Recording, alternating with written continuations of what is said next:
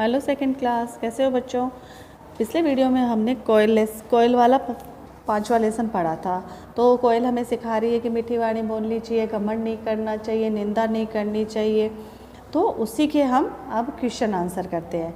सही विकल्प पर राइट का चिन्ह लगाना है। कोयल करती है, कैसे करती है कोयल?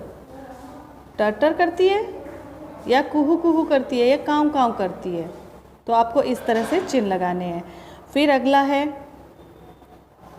कोयल किसे ललचाती है? कोयल किसे ललचा रही है? मोर को, कौवे को या तोते को? तो किसको ललचाती है वो आपको बताना है, ठीक है। फिर है, हमें सदैव कैसे बोलना चाहिए? कैसे बोलना चाहिए? बुरा बोलना चाहिए, मीठा बोलना चाहिए या दोनों बोलने चाहिए? तो हमें ना बुरा बोलना चाहिए ना दोनों, बस हमें सिर्फ मीठा बोलना चाहिए। अब है, पंक्तियाँ पूरी करनी है। तो इसमें कविता आप पढ़ोगे और देखोगे ना, तब यहाँ आगे की पंक्ति आपको पता चलेगी कि प्रीत की राग सुनाती है या क्या कहती है, वो आपको लिखना है। कोयल क्या कह रही है, मूल मंत्र क्या बता रही है, कोयल क्या कह रही सिखला रही है, जब भी हम क्या सुनते हैं, क्या घोलते हैं, ये सब हम इसमें कविता में पढ़ेंगे, तब इसमें पूरा भरेंगे, ठीक है। फिर आगे है, समान तुक वाले शब्दों का मिलान कीजिए। जैसे गाती, भाती, बोलो, घोलो, दूर, चूर, चिल्लाती, सिखलाती। तो ये समान तुक हो गए, ठीक है ना। इनका मिलान हमने किया। फिर आगे है,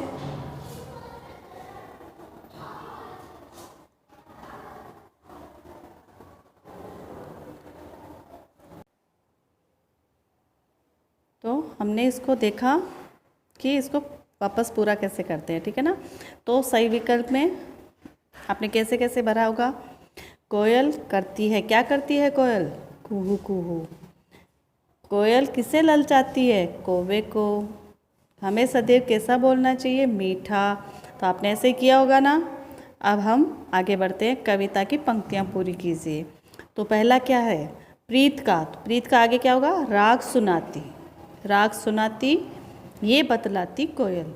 तो प्रीत का उसके बाद लिखा हुआ है, राग सुनाती, ये बतलाती कोयल।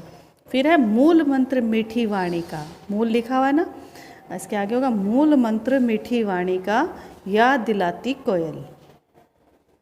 ऐसे ही आगे है, जब भी बोलो मीठा बोलो, वाणी में अमृत घोलो।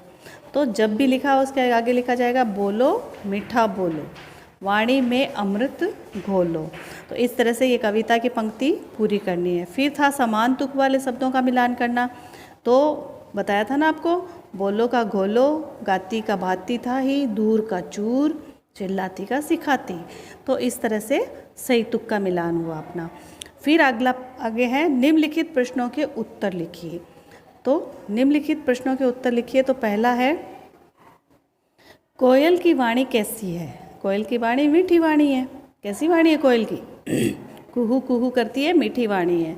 हमें सदैव कैसी वाणी बोलनी चाहिए और क्यों?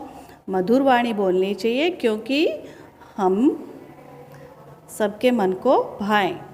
क्योंकि सबके मन को भाएं, मधुर वाणी बोलेंगे तभी तो सबके मन को भाएंगे। कोयल हम सबको क्या सिखाती है? कोयल मीठा बोलकर सबके साथ मधुर व्यवहार करना सिखाती है।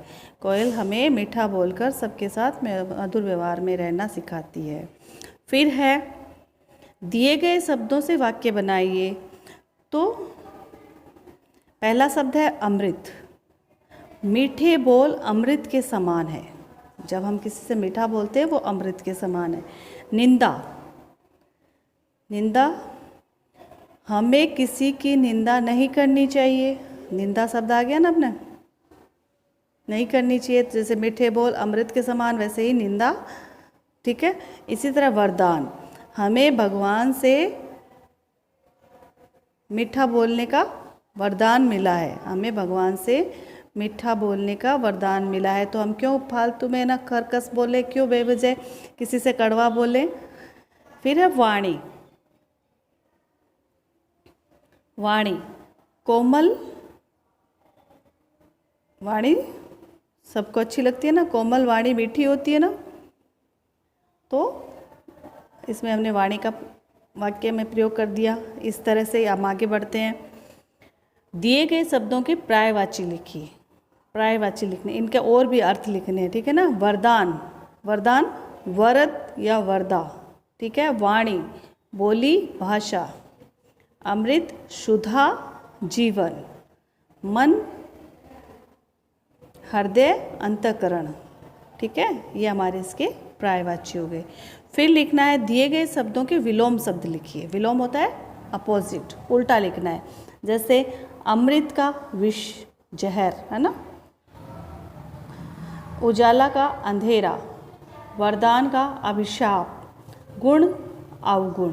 तो ये हमारे हो गए विलोम शब्द। इसी तरह हम आगे बढ़ते हैं क्रियाकलाप पे।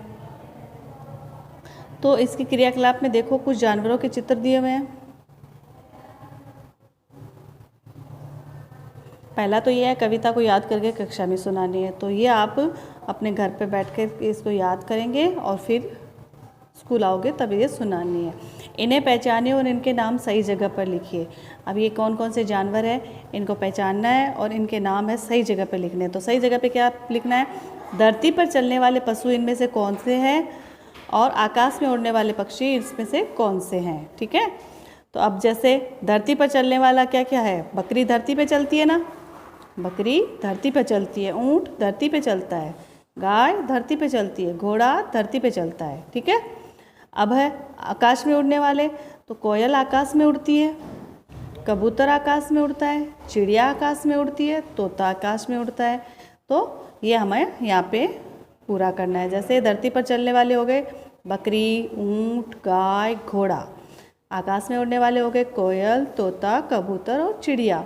तो अब हमें पता चल गया ना ये कैसे लिखने हैं। इसी तरह इसको भी कंप्लीट करना है। अगर आपको इसमें कुछ समझ में नहीं आया तो आप मुझसे पूछ सकते हैं। Thank you.